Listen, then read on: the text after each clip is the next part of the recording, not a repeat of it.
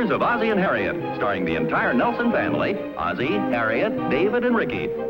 Here is Ozzie, who plays the part of Ozzie Nelson. And, of course, his lovely wife, Harriet, as Harriet Nelson. The older of the Nelson boys, David, appears as David Nelson. And his younger brother, the irrepressible Ricky, played by Ricky Nelson. The Nelson's next-door neighbor, Thorny, is played by Don DeFore.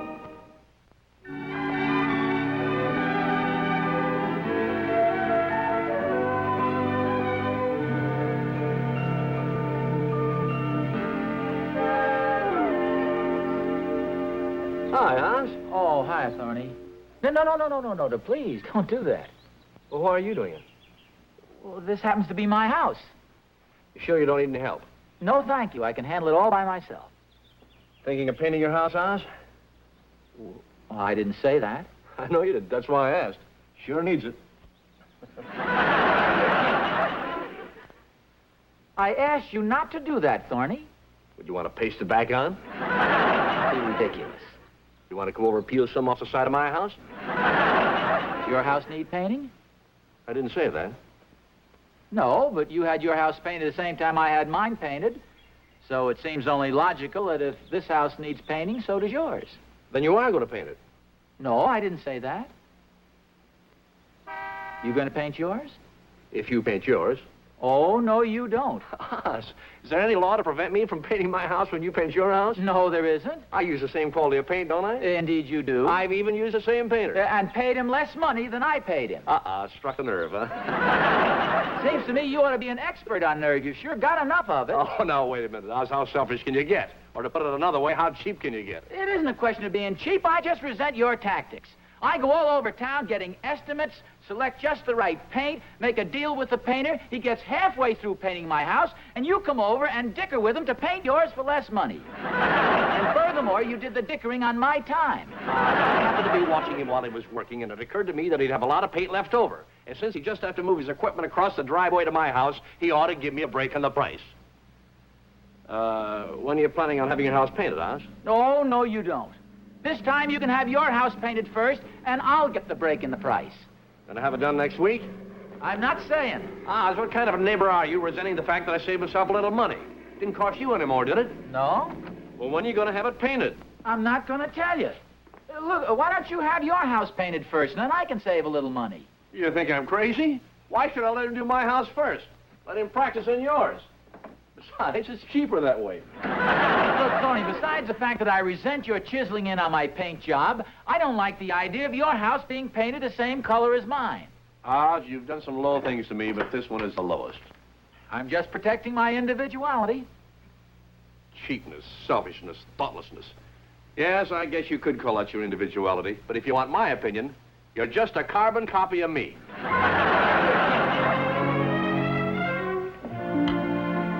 Hi. Hi. Well, what was your decision? Did you decide to have the house painted? Eventually. Well, when is that? When Mr. Thorny goes out of town for a visit. Well, what's that got to do with it? If you'd have been sitting over by the window, you would have heard the whole thing. Mr. Thorny wants to hitchhike a ride on our paint job. You mean like he did the last time we had the house painted? Yeah, can you imagine the nerve of that guy? Well, I think it's a pretty smart idea.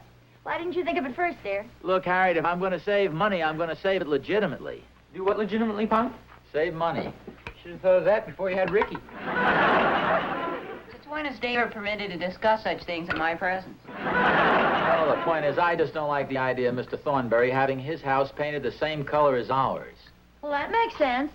Oh, I think you're right, Pop. His ought to be different. Of course it should. Why?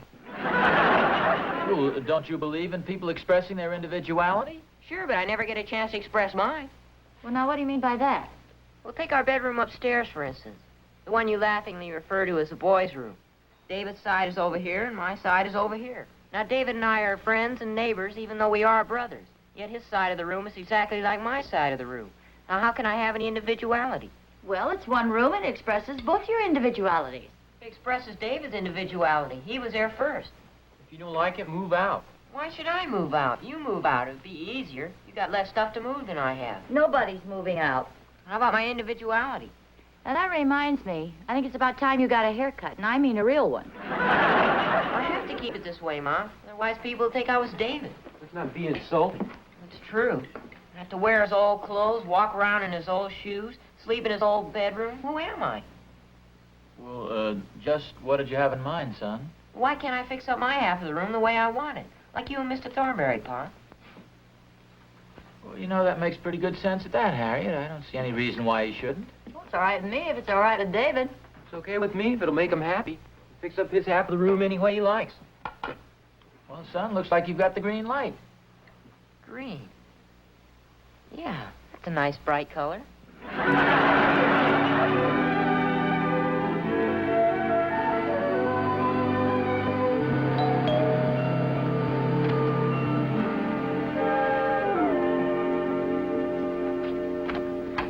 Hello, Mrs. Nelson. Well, hello, Mr. Baxter. Come on in. Thank you.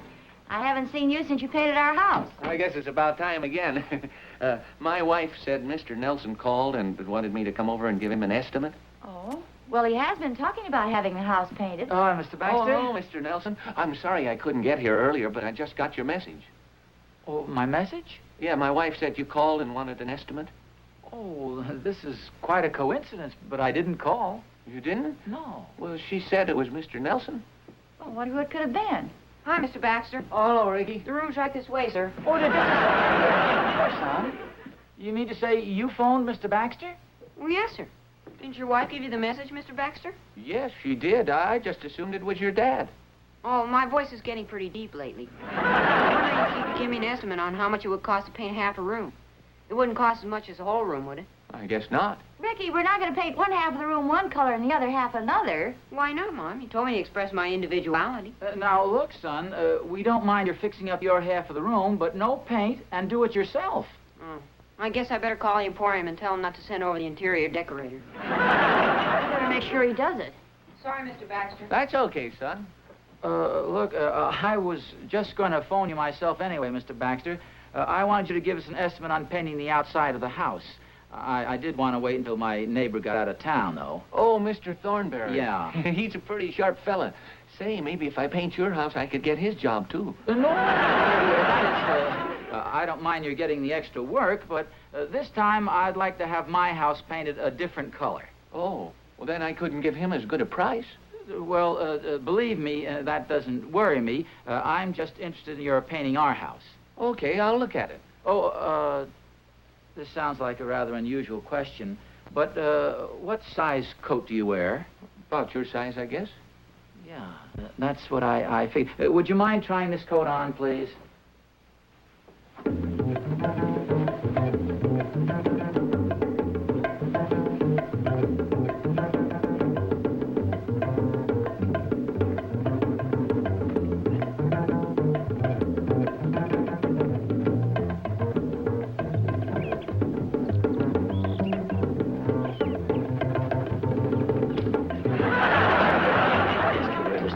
Mr. Baxter, but you understand I don't want my neighbor to recognize you. Oh, that's okay, Mr. Nelson. I'm kind of peculiar in some ways myself. Now, I think the house is substantially the same as it was the last time you painted it. Oh, we've added this little porch on here, but I don't think that should take much paint. Hi, Oz. Oh, hi, Thorny. How are you? Now, as I was saying, I think maybe if we spaded up over there, Mr. Gardner, and put some roses perhaps over there, and maybe some, Thorny, I'm just talking some business with this gentleman, and then perhaps some ivy might be nice, Mr. Gardner. Thorny, I'll see you later. We're talking some business here. So long. So long, Mr. Baxter, and when you finish painting Mr. Nelson's house, come over and we'll talk some business.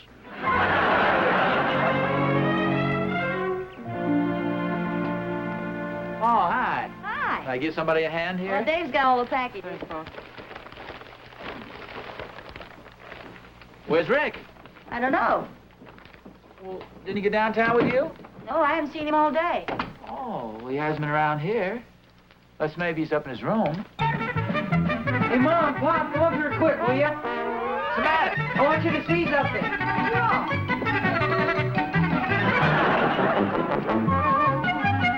Now take a big deep breath, and if you feel real brave, take a look at our roof.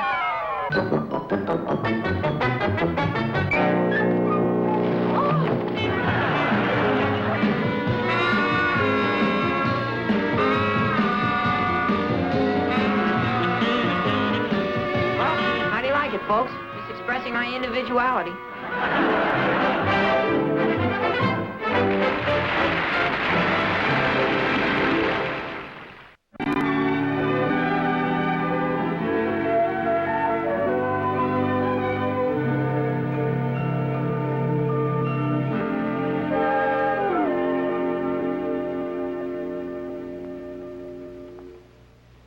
Oh, thank you, dear.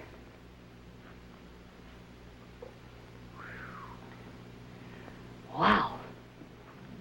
Wallpaper sure does brighten up a room, doesn't it, Mom? Well, that's putting it mildly. Rick, who gave you permission to do all this? You did, Pa. Well, no, I didn't, son. I said you could redecorate your half of the room, but I didn't say anything about wallpaper. You said not to use paint, so what else is there? I could have put pin-up pictures on the wall, but I'm getting kind of old for that sort of stuff. Boy,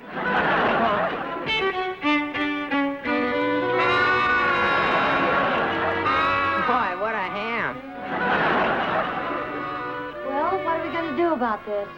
Well, there isn't much we can do about this. I guess not. Especially with the paste I use. Quick dry super stick airplane cement. Look, Rick, we appreciate what you're trying to do, son.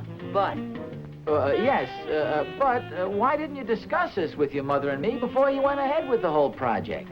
it's really all right, Pa. It's lively, it's interesting, it's colorful. Can't you see, Dad? It's me. Oh, hi, Dave. Your mother and I were just wondering what to do about the situation. Well, it's pretty rough, Pop. I've been sitting up there trying to read, and I can't even keep my eyes on the page. Those wallpapers keep pulling my eyeballs right out of my head. I'm getting eye strain from trying to follow the designs. Where did Rick get that collection anyway? Well, you know Lassiter's paint store? Yeah? Well, he got them out of the trash can in the alley. I can believe it. It's getting so I can't even invite my friends up to my room. Oh, come on now, Dave. It isn't that bad. Well, it's pretty rough, Mom. You should try staying up there for a while. Well, yeah. I cleaned up there today. If you find any dust in the room, it's because I did it with my eyes closed. How about this? Found it in a junkyard. Oh, you didn't have to tell us. Pretty individual, huh? Holy smokes, what a horrible monster. I bet you I'm the only guy in the neighborhood with one of these. Pop! Now, Dave, keep your temper. Remember what Rudyard Kipling says, if you can keep your head when all about you are losing theirs. He's already got that upstairs on the wall in a bamboo frame.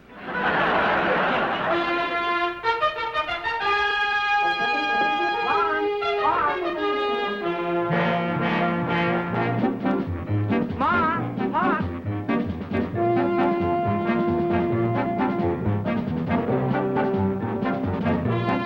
Hey, Mom, wait a minute. What's the matter, Rick? I hate to seem like a snitcher, but have you seen what David's done? Well, he told me he was going to redecorate his room, but I haven't seen it yet. He's painting his side of the room, and it looks ridiculous. Come on, if we hurry, we can stop before it's too late. No, now, wait a minute, Ricky. Let's be fair about this. This is David's side of the room, and he's just as entitled to express his individuality as you are. Yeah, but it looks ridiculous. I think he's gone off his rocker. Well, nevertheless, this is between you and David. You fellows share the same room, and I think you should work the situation out between yourselves. Okay. If you're going downtown, you better bring him back a straitjacket. Come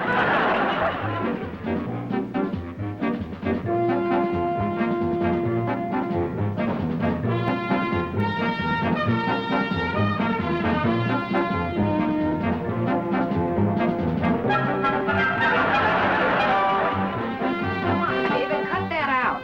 Get out of here, will you? I'm busy. Well, it's not fair to do that. What do you mean? This is my half of the room. I'm just expressing my individuality. But it clashes with mine. Yeah, that's the story of our lives. The story of everybody's life. In fact, you're giving me an idea for a composition. It's called Individuality. Here, let me read it to you. The right to express his individuality is a precious heritage of every free man. However, it is also his obligation to exercise this privilege in such a way that he does not infringe upon the rights of his fellow man. Man has his rights as an individual, but he also has his obligations as a member of society. Stop changing the subject. You're ruining the whole effect of my side of the room. I'm just giving you a graphic example of the point I've been trying to prove. Well, cut it out before I do something desperate. You can have my reservation at the YMCA. I'm warning you, David. Go on, get out of here. Hey, come back here with that paint. Hey, who did that? Oh, gee, I'm sorry, Mr. Thornberry. I'll be right. My father will be right down.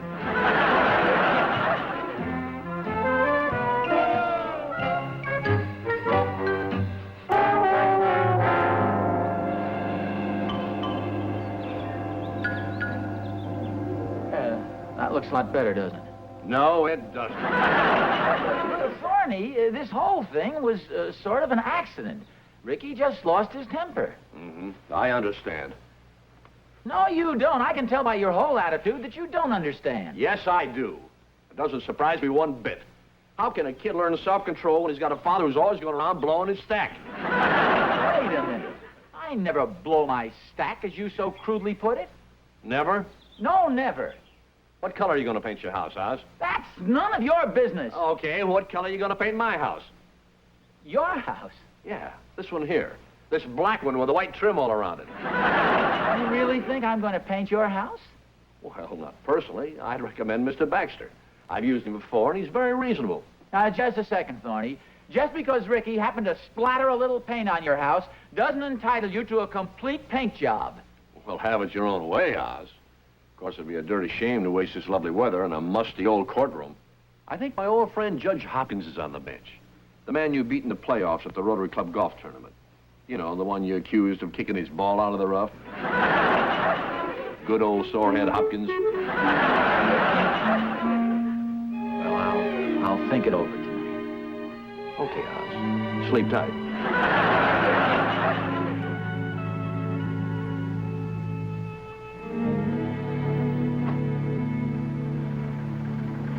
Oh, well, thank you, gentlemen. It was a pleasure doing business with you. Well, thank you, Mr. Baxter. You did a fine job in my house. Did a fine job on my house, too, Mr. Baxter. Thank you. Bye. Bye. You know, he did. He did a swell job on both houses. Look wonderful. Fresh, clean. Identical. You know, I'm a little disappointed in you, Oz. You're always a guy who stands up for his principles. I know this sounds foolish, but I didn't really think you let money influence you. But when I got down to hard cash, you gave up your individuality. Come on in the house and have a couple of cookies with me. Thanks, Oz.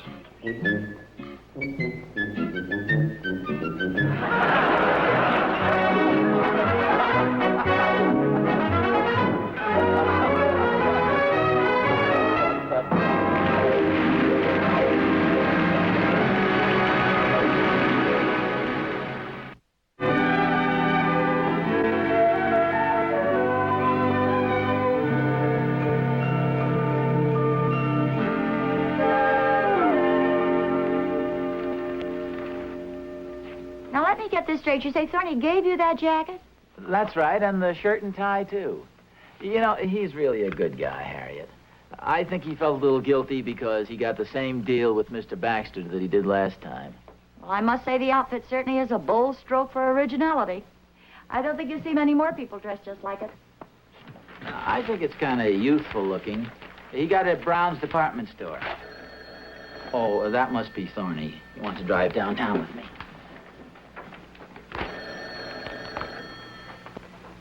Hello? Oh, hiya, Thorny. Yeah, I'm wearing it right now. Gee, thanks again. It certainly was a nice thing to do. It fits me fine, too. Ozzie? Yeah, I'm talking to Thorny. Well, I don't know, but it must have set you back plenty. Ozzie? Pardon me, Thorny. Yeah. Did you say Thorny got that jacket at Brown's? Yeah, that's right, Brown's. That was Harriet. She thinks the coat's terrific. She wanted to know where you got it. Yeah. Well, gee, thanks again, Thorny. It's real great of you. Swell, Oz. Glad you liked it.